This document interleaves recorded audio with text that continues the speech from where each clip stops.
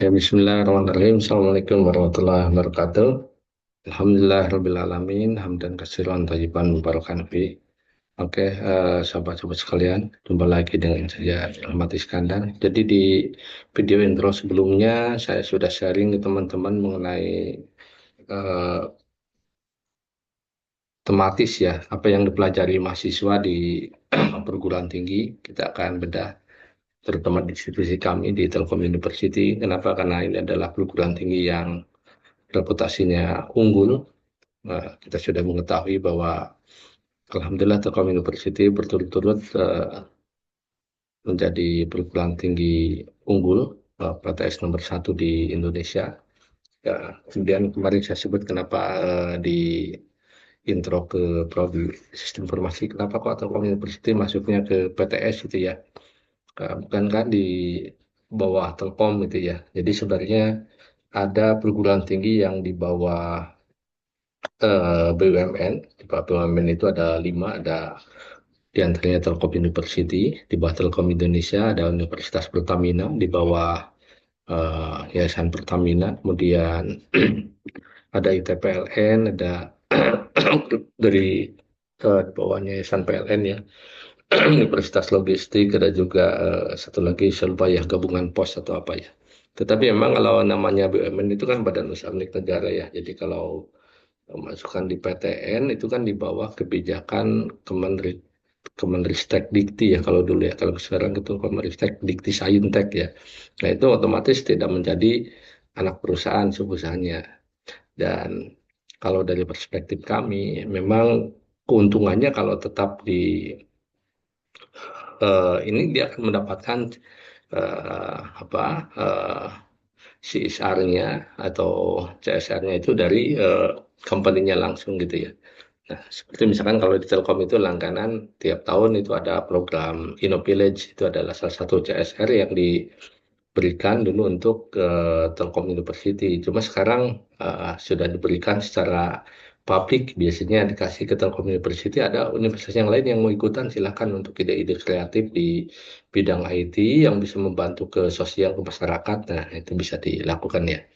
Nah, oke itu ya. Nah, eh, kemudian kita akan bahas sekarang di pertemuan ini secara detail insya Allah ya. Jadi kita akan bahas di pertemuan ini, kita akan kenalan apa sih yang dipelajari yuk kita kumpas di mata kuliah atau kurikulum di S1 Sistem Informasi ya. Nah, Sistem Informasi ini kalau teman-teman lihat, ini artinya semua prodi yang ada di Telkom University yang ada di Bandung. Nah, Telkom University itu pusatnya di Bandung, sekarang ada di Jakarta, Telkom University Jakarta, ada juga di Telkom University Surabaya, ada juga di Telkom University Purwokerto ya, yang sekarang baru bergabung. Nah, ini artinya semuanya melekat karena semuanya itu adalah afiliasinya ke Telkom University Bandung gitu ya. Artinya semua kurikulum itu akan didrive berdasarkan fakulti masing-masing. Nah, kemudian jadi kurikulumnya harus sama, kemudian kualitas yang lainnya memang sama karena memang satu rumpun. Misalkan dosen yang di Bandung dengan yang di Jakarta memang ada dosen UMBES, tetapi katakanlah dosen fakultas bisa menjadi dosen di cabang atau yang lainnya. Nah, termasuk akreditasi. Jadi Jakarta tidak perlu akreditasi institusi karena begitupun dengan Surabaya dan Purwokerto karena akreditasinya sudah jelas unggul, akreditasinya sudah jelas apa terindeks dengan eh, perankingan internasional. Nah, itu ya. Nah, kita sekarang akan bahas langsung ke prodinya di season ini ke prodi SI. Next berikutnya saya akan sharing mengenai di prodi mungkin sains data atau yang lainnya. Nah, saya akan masuk langsung ke apa yang dipelajari di kurikulum sistem informasi ya, teman-teman ya. Nah, sistem informasi S1 sistem informasi ini saya ambil dari kebetulan saya ditugaskan di Alhamdulillah, Masya Allah, tabarakallah, saya sebagai dosen Pektab di Telkom University Jakarta ya. Nah ini saya ingin menjelaskan, jadi apa sih yang dipelajari oleh mahasiswa sistem informasi biar teman-teman yang sekarang ada di SMA, di SMK, di MAN yang mau kuliah ini kayaknya menarik banget ya kuliah di jurusan komputer itu ya. Terus apa sih yang membedakan antara sistem informasi, dengan teknik informatika, dengan sains data, dengan teknologi informasi. Nah, kita akan bahas, saya jelaskan setiap semesternya teman-teman akan belajar apa. Oke, simak ya teman-teman ya, simak video ini sampai akhir. Nah, di semester satu teman-teman akan belajar ini nih. Nah, jadi di sini ada eh, belajar agama ya. Jadi kalau agama tentu saja yang Muslim akan belajar agama Islam, yang non-Islam nanti akan belajar agama yang sesuainya. Misalkan yang Kristen ya dosennya dari dosen agama Kristen, yang lainnya belajar dari agama yang dosen yang eh, bersangkutan ya. Kemudian nanti ada ini teman-teman ya, internalisasi budaya dan pembentukan karakter. Jadi si Telkom itu punya punya kekhasan sendiri ya. Kalau di kita di Telkom University kita punya namanya itu adalah Hey ya. Hey, Hey itu adalah, jadi kalau kita bisanya jargonnya Telkom University itu misalkan Hey itu adalah harmoni, ya, harmoni, kemudian excellent, kemudian integrity gitu ya. Nah itu ada Hey. Jadi ada memang karakter-karakter budaya di perusahaan yang dibawa. Nah makanya di Telkom itu ada mata kuliah namanya internalisasi budaya dan pembentukan karakter ya, salah satunya biasanya kalau nggak salah dari mata kuliah Hey. Kemudian ada algoritma pemrograman. Nah ini apa yang dipelajari ini teman-teman ya dasar banget ya. Jadi siapapun mahasiswa informatika biasanya akan belajar algoritma dan pemrograman, baik dari teknik informatika, sistem informasi, teknologi informasi. Kalau saya data, kalau saya lihat sih tidak belajar algoritma pemrograman, tetapi di semester berikutnya bisa dapat struktur data, nanti langsung ke, nanti mungkin akan saya bahas secara detail ya, teman-teman ikutin saja biar tahu perbedaannya. Nah, di sini teman-teman basic banget nih. Nah, pentingnya menjadi seorang programmer itu belajar dari awal dari sini. Belajar dari struktur data programming, beruntunan, selection, looping, nanti belajar array, prosedur, bla bla bla. Kalau tools ya bisa bervariasi. Tool itu bisa berbeda-beda. Zaman saya dulu sama masih menggunakan Pascal itu. Tapi Pascal itu jangan dianggap sebelah mata. Jadi ketika tahun 2009-an saya kuliah di ITB itu saya lihat adik-adiknya masih Pascal, dan ketika saya mengajar di Telio pun di jurusan informatika itu yang jurusan favoritnya itu saat itu masih belum bergabung semua ya, Telkom University itu pakai Pascal. Yang penting adalah mindset dari si algoritma programnya jalan itu. Kalau sekarang bahasanya berubah, ke sini udah ada sekarang Java, kemudian udah ada Python, kemudian udah ada misalkan dengan R. Silakan nanti toolnya bervariasi ya. Matematika diskrit ya, biasanya matematika logika ya, teman-teman. Karena kalau logika seorang programmer, jadi kita harus memiliki dasar matematika yang cukup bagus. Jadi diskrit itu masih simpel ya, karena matematika logika ya, teman-teman ya. Kemudian ada matematika untuk sistem informasi ya. Nah, ini kemudian ada pengantar sistem informasi. Dulu mungkin ada namanya pengantar teknologi informasi. Kalau zaman dulu mungkin berbicaranya PTI-nya itu adalah masih teknologi-teknologi yang lama. Kalau sekarang tentu sesuai dengan eh, yang kebarukannya seperti apa. Misalkan zaman sekarang mungkin zamannya berbicara machine learning, AI, yang lain. Jadi akan menyesuaikan ya. Kemudian ada sistem enterprise ya. Ini kalau kita lihat nih ada berapa SKS ya teman-teman. Biasanya ini ada nih 2, 3, 7, 10, 13, 16. Jadi di semester 1 kurang lebih nanti teman-teman dapat 19 SKS. Biasanya semester 1 dan 2 itu masih paket ya kalau kuliah teman-teman ya. Kenapa? Karena nanti kan belum ketahuan IPK-nya. Nanti sudah semester 2 ketahuan IPK-nya berapa. Misalkan yang di atas 3,25 misalkan berhak mengambil 24 SKS atau berapa gitu. Itu nanti dengan dosen wali nanti akan koordinasi ya. Nah, teman-teman, kita masuk ke semester 2. Apa yang pelajari di semester 2 nih? Nanti belajar ada design thinking. Design thinking ini sebenarnya ini teman-teman ya, cara-cara model terobosan-terobosan yang dilakukan perusahaan. Saya pernah melakukan ini ketika tentu oleh teman-teman kita dari Telkom saat itu ya, karena kita pun biasanya di Telkom itu suka kolaborasi, misalkan dari eh, saya dulu ketika misalkan di Telkom sering banget melakukan apa ya penjajakan riset dengan teman-teman dari Telkom Metrasat, atau yang sekarang mungkin untuk Telkom ini satelit ya, kemudian dengan teman-teman Telkom Akses yang lain kolaborasi karena kita di bawah di Telkom Group ya. Nah itu ya belajar ini cara-cara memaksimalkan pola pikir individu dan unit. Menarik ya. Karena nah ini biasanya ini ada nih menarik kalau di SI ya. Ada jaringan komputer, ada kepemimpinan komunikasi interpersonal. Kenapa? Menjadi orang SI itu teman-teman yang membedakan dengan informatika salah satunya adalah kalau orang informatika belajar coding toh gitu ya, coding toh itu ya hanya coding aja gitu ya. Dia jago ngoding belakang layar itu. Orang SI ya, dia pun harus bisa coding dan bisa juga jago codingnya. Tetapi dia interpersonalnya harus bagus, komunikasinya bagus, tahu bisnis, tahu apa gitu ya. Jadi bahasa pun saya sarankan memang menguasai ya beberapa bahasa internasional mungkin ya. Arab, Inggris ya. Terus zaman sekarang mungkin apalagi ya yang bahasa-bahasa internasional ya, Mandarin mungkin ya. Nah, itu kalau dunia bisnis silakan seperti itu. Nah, karena di bisnis harus memahami ini ya. Kemudian manajemen rantai pasok, ada supply atau supply chain management. Ini ada di versi Indonesia ya, yang sebelah sini ada versi Inggrisnya. Pemrograman berorientasi objek ya. Nah, silakan teman-teman nanti akan belajar bagaimana sih dari paradigma pemrograman yang dulu masih tradisional dengan berorientasi objek. Di sini belajar class, inheritance, encapsulation. Ini sebenarnya di buku-buku kalau saya boleh share ya teman-teman ya. Teman-teman bisa cari ada Rahmat, Iskandar. Buku aja mungkin ya tulis ya. Buku. Nah, ini di buku-buku saya nih. Alhamdulillah jadi nah, Masya Allah. Tabarakallah.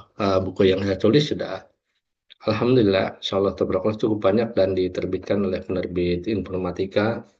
Ada yang sebagian dari Alexander Kompetendo, penerbit yang bereputasi nasional dan dipasarkan secara nasional. Alhamdulillah sejak pertama kali nulis 2008 ya. Nah, ini pemrograman berorientasi objek yang saya ketikkan ini adalah buku tentang ini belajar ke pemrograman berorientasi objek ya. Di sini saya kupas tuntas dari awal sampai akhir. Ini berbasis Java, semuanya programmingnya berbasis Java ya. Nah, kemudian dasar-dasar pemrograman dan .NET ini adalah cocok untuk algoritma dan pemrograman. Nah, silakan nanti teman-teman yang mau ini online, silakan. Ada juga Laravel kami tulis, ada juga ini bersama dengan Pak Yono, ada juga framework CI kita tulis juga ya. Oke, teman-teman ya, itu sedikit iklan ya, bukan iklan ya, karena kalau di bidang dosen itu kerjaannya apa sih, seorang peneliti ya harus berkarya itu teman-teman ya. Mungkin yang membedakan sedikit dengan dosen dengan teman-teman guru, guru itu eh, pekerjaan yang sangat mulia ya, mengajarkan, tapi lebih banyak mengajar itu ya, mengajar. Eh, Menelitinya mungkin tidak terlalu dibebankan seperti dosen, tetapi dosen ya memang harus eh, disebutnya tridharma ya, mengajar, meneliti, pengabdian masyarakat. Jadi seperti saya saat ini, alhamdulillah udah hampir 3 tahun nggak kerja nih teman-teman ya, dari 2022 sampai sekarang udah pertengahan 2025 ya di bulan Mei ini, hampir pertengahan itu saya dibebasin kerja karena lagi tugas belajar kuliah. Tetapi ya itu sebenarnya eh, dibebas tugaskan, alhamdulillah, masya Allah, tabarakallah, jazakumullah khairan kepada YPT Telkom yang memberikan pendanaan ya, Telkom University yang memberikan waktu untuk terus belajar, memberikan haknya untuk Masya Allah Tabarakallah untuk ya gaji tetap dapat dan yang lainnya dan dukungan beasiswa. Nah, tetapi saya melakukan penelitian itu. Nah, bisa jadi penelitian yang saya lakukan sekarang lebih banyak karena saya 3 tahun ini bebas ngajar itu. Tetapi penelitiannya jalan tuh. Salah satu dari luar penelitian itu bisa jurnal di internasional, proceeding internasional, buku. Nah, makanya tadi saya cukup banyak menulis buku karena saya pikir ya buku itu adalah karya yang diciptakan dosen dan lifetime-nya lama itu ya. Apalagi kalau diterbitkan oleh penerbit nasional bereputasi, insya Allah akan bermanfaat. Nah, ini teman-teman tadi ya ada di buku saya ya, PBO silakan. Ada probabilitas dan statistik, ya ini belajar nanti ada statistik, ini penting ya untuk dasar data saya teman-teman ya. Sistem basis data dengan belajar ya teman-teman ya. Nah, Asumsi teman-teman udah 1 tahun, next masuk ke semester 3. Semester 3 itu artinya masuknya tingkat kedua, tahun kedua teman-teman kuliah ya. Nah, akan belajar apa sih? Ada analisa perancangan sistem informasi, di sini ada belajar perancangan. Nah, di buku yang saya yang tadi pun ada di programming berbasis objek itu saya jelasin bagaimana cara membuat dari Unified Modeling Language (UML) dari mulai cara membuat use case, kelas diagram, activity, square diagram, sampai case study real nyatanya. Kita bikin projectnya. Dari hasil rancangan tadi, kita implementasikan dalam project nyata. Misalkan aplikasi bikin untuk penerbit, untuk yang sebelumnya kita bikin untuk yang klinik ya. Nah, etika profesi, eh, kemudian belajar pemodelan proses bisnis, ini penting ya. Kenapa tadi saya sampaikan? Yang membedakan orang sistem informasi dan informatika itu adalah tadi apa? Eh, Dia memahami integrasi bisnis, proses bisnis, kecakapan berkomunikasi. Jadi kalau misalkan di dalam tim, memang harus ada yang benar-benar jago coding itu dia di belakang layar. Tapi kalau dia menjual tidak bagus, tentu kan nggak pas juga. Nah, orang SI itu yang menjembatani dan dia memahami implementasi bisnisnya. Cara penjualannya mungkin orang informatika SI masih kaku juga. Ambil teman-teman marketing, dia yang berjualan produknya itu ya. Pengembangan aplikasi website, ya, kita belajar perancangan aplikasi web juga. Ya, sekarang udah banyak sekali yang kalau zaman dulu masih zamannya biasanya PHP saja gitu. Kalau zaman sekarang kita kebanyakan mostly berbasis framework ya, pakai coding Twitter. Mungkin sekarang zamannya Laravel, pakai Flutter, pakai eh, Ruby, ya banyak sekali ya teman-teman ya. Nanti ada perancangan interaksi, kemudian sistem operasi, statistik industri. Di sini tadi kalau di semester 2 berapa SKS? Kita lupa hitung ya. Ini 3, ini 6, 8, 11, 14, 16, 19. Jadi kurang lebih 19. Jadi kurang lebih 1 tahun awal teman-teman akan kuliah 40 SKS. Jadi totalnya di S1 itu adalah sekitar 144 SKS. Nah, kemudian di semester 3 akan belajar apa? Tadi ini udah saya sampaikan ya. Di sini juga ada 9, 12, 15, 17, 20 SKS. Jadi rata-rata hampir tiap satu semester antara 19 sampai 12 SKS ya. Kita masuk ke semester 4, teman-teman belajar apa nih? Ada yang namanya integrasi aplikasi enterprise, kemudian keamanan sistem informasi, penting banget ya teman-teman ya, ada information system security ya. Cyber security itu sangat penting zaman sekarang. Nah, dikit-dikit hacker bisa membobol itu ya. Manajemen proyek sistem informasi, ada manajemen SDM, ada data mining ya. Data mining ini sangat penting teman-teman ya. Jadi di SI juga akan belajar pra untuk ke data science-nya ya, data mining, pengujian implementasi dan RPL, rekayasa perangkat lunak. Nah, semester 4, nah teman-teman masuk ke semester 5, artinya udah sampai tingkat 3 nih, bahasa Inggris. Ya, teman-teman harus cakap juga di dalam bahasa internasionalnya, arsitektur enterprise, kemudian data warehouse and business intelligence. Ini menarik ya teman-teman, karena ini sebagai pra-nya untuk big data ya. Jadi saya, Masya Allah, tabarakallah, pernah mengisi ketika di pelatihan di Telkom TPSS ya, ketika saya masih di Bandung ya, itu untuk teman-teman dari salah satu universitas negeri ya, itu tidak mudah, tapi memang berbicara data masa depan itu memang udah bukan berbicara data record yang ratusan ribu, tapi bisa jadi per hari bisa ratusan juta. Nah, itu dibicara di data warehouse, nah, kemudian nextnya di big data ya. Kemudian ada cloud computing atau komputasi awan, manajemen data enterprise, proyek perangkat lunak. Jadi bagaimana kita membuat proyek, sistem informasi akuntansi ya. Nah, itu di semester tadi 5 ya. Sekarang semester 6.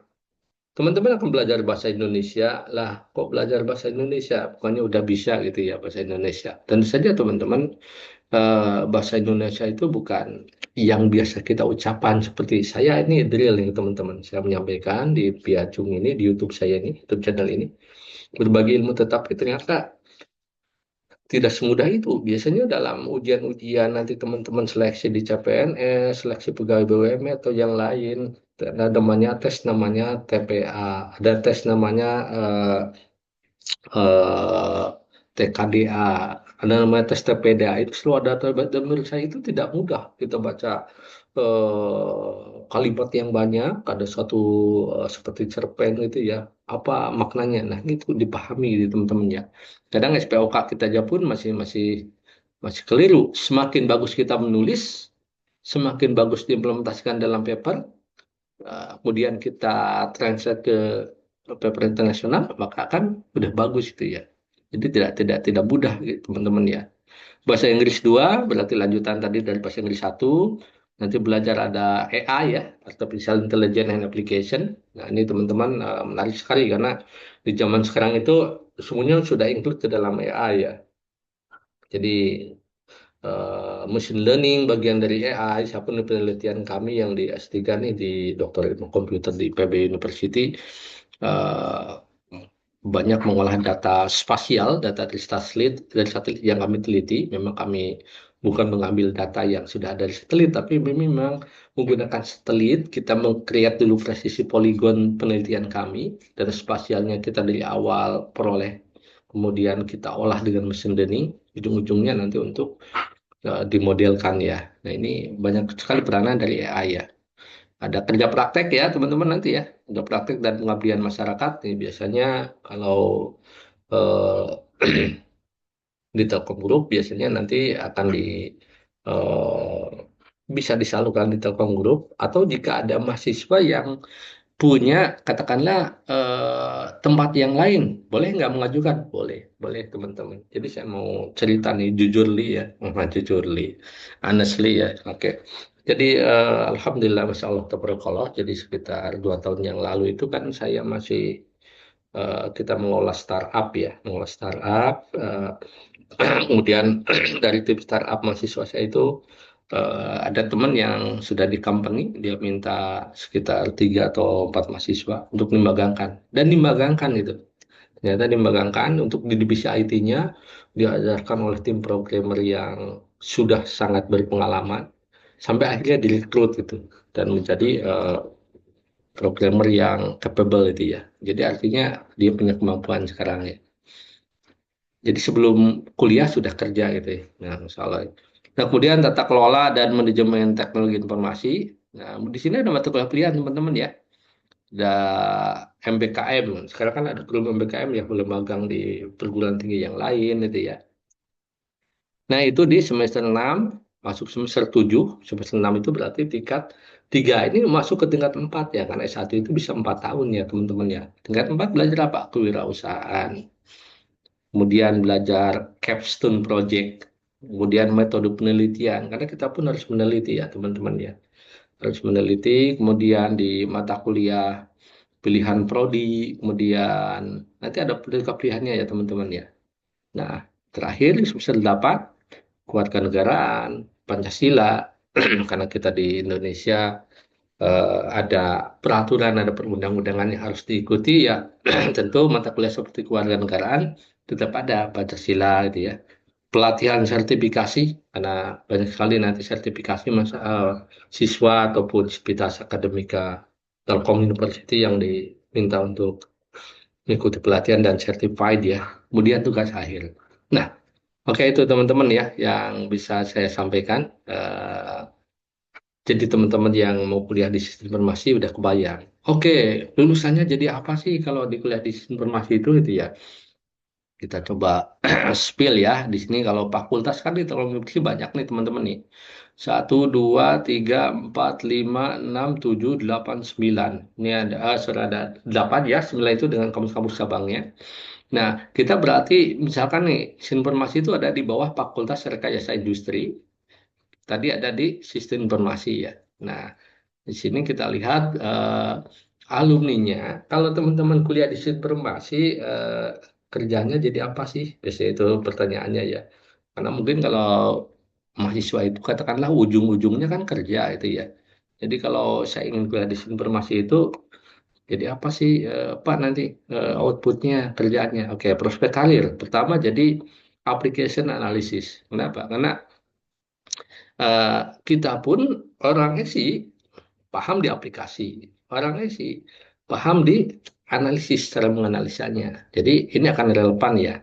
Kemudian cyber security analysis, kemudian data analisis, data scientist. Nah, data scientist bisa juga, tetapi nanti akan saya jelaskan teman-teman ya di prodi tentang yuk kita kupas di kurikulum sains data. Nah, nanti akan saya tuntas seperti apa data scientist itu. Tapi orang isi, misalkan saya dulu satu saya, Masya Allah, tabarakallah dari S1 saja sistem informasi. Kalau zaman jam saya dulu misalkan namanya S1-nya manajemen informatika S1. Nah sekarang itu namanya prodi itu udah nggak ada, namanya sistem informasi.